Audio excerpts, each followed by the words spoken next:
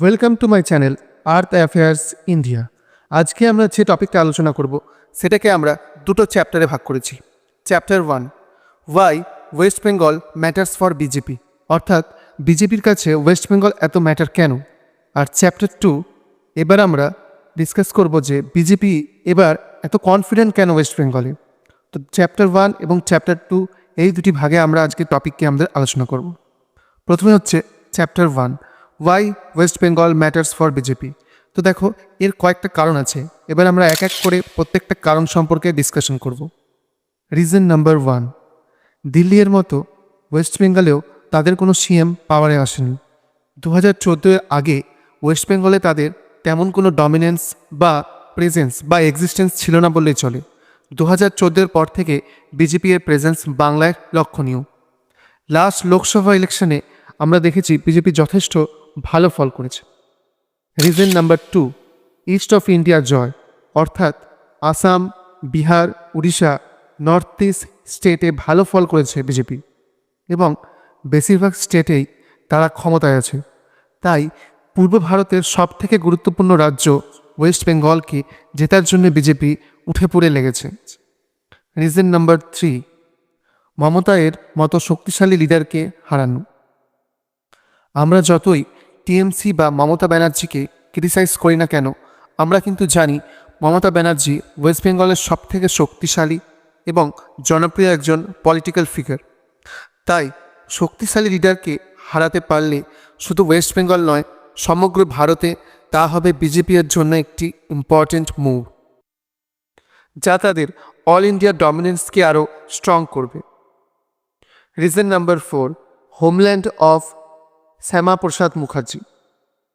আমরা সবাই জানি শ্যামাপ্রসাদ মুখার্জি হলেন বিজেপি পার্টির সূত্রধার, আর তিনি হচ্ছেন ওয়েস্ট বেঙ্গলের বাসিন্দা। তাই হোমল্যান্ডে জয়যুক্ত হওয়া বিজেপি এবং আরএসএসের কাছে হবে একটি প্রাউড মুভমেন্ট। এবার আমরা চলে যাই চ্যাপ্টার 2, অর্থাৎ বিজেপি এবার এত কনফিডেন্ট কেন যে তারা বাংলায় ক্ষমতায় আসবে। Reason number 1, RSS factor.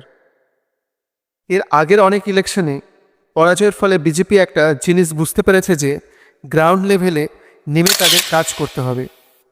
এর জন্য বিজেপি এবং আরএসএস মিলে মধ্যপ্রদেশ, হরিয়ানা, মহারাষ্ট্র এবং দিল্লিতে একদম গ্রাউন্ড লেভেলে কাজ করেছে। ইন বেঙ্গল, মোহন ভাগবত এর ভিজিট শুধুমাত্র যে একটি রুটিন ভিজিট ছিল তা তো নয়।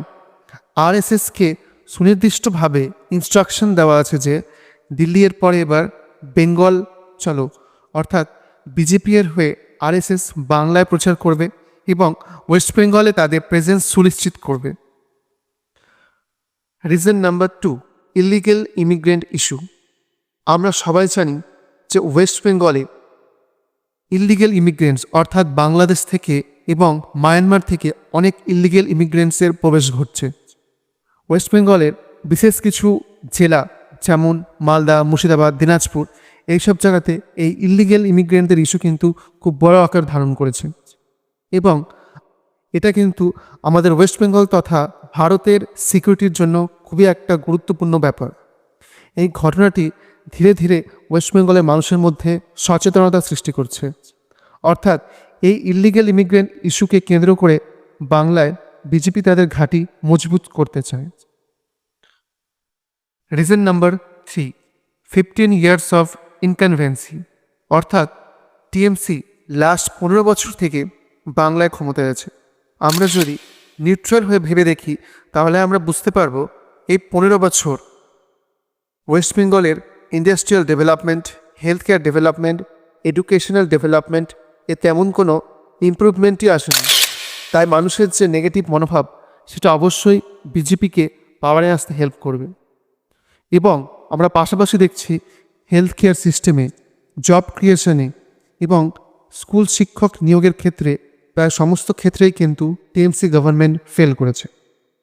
রিজন নাম্বার 4, কংগ্রেস ও সিপিএম ফ্যাক্টর। দিল্লিতে আমরা দেখলাম কংগ্রেস আপের ভোট শেয়ারের কিছুটা অংশ কিন্তু অ্যাট্রাক্ট করেছিল, এর ফলে তার সুফলটা কিন্তু বিজেপি পেয়েছিল। এবার ওয়েস্ট বেঙ্গলেও এই ঘটনা ঘটার একটা সম্ভাবনা রয়েছে। রাহুল গান্ধী ওয়েস্ট বেঙ্গলে প্রচারের জন্য আসবেন।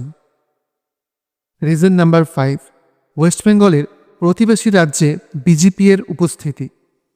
আমরা অলরেডি জানি উড়িষ্যা, বিহার, আসাম, ত্রিপুরা প্রভৃতি রাজ্যে কিন্তু বিজেপি ক্ষমতায় আছে, বা বিজেপির দ্বারা পরিচালিত পার্টি কিন্তু ক্ষমতায় আছে। তো খুব বেশি চান্স আছে যে ওয়েস্ট বেঙ্গলেও বিজেপি ক্ষমতায় আসবে। এত কিছু ডিসকাশনের পর আমরা এটা বলতে পারি তাও যে মমতা ব্যানার্জিকে আন্ডার এস্টিমেট করতে পারে না, because she is a fighter. তাকে যত অ্যাটাক করা হয়, তাকে যত বিপদে ফেলা হয়, তিনি কিন্তু ফাইট করে এগিয়ে আসেন। একটা ফ্যাক্টর হলো বিজেপি এর লোকাল লিডারের জনপ্রিয়তার অভাব। শুভেন্দু অধিকারী, সুকান্ত মজুমদার, দিলীপ ঘোষ, লকেট এরা কিন্তু ক্ষমতা বা জনপ্রিয়তায় মমতা ব্যানার্জির কাছে কিছুই না। আর বিজেপি এর সেন্ট্রাল লিডার্সরা বাংলায় এলেই টিএমসি তাদের বহিরাগত বা আউটসাইডার বলে আখ্যা দেয়। তো এইসব কিছু নেগেটিভ পয়েন্টস বিজেপি ওভারকাম করতে পারলেই কিন্তু 2026-এর বিধানসভা ইলেকশনে তারা আশানুরূপ ফল করতে পারবে।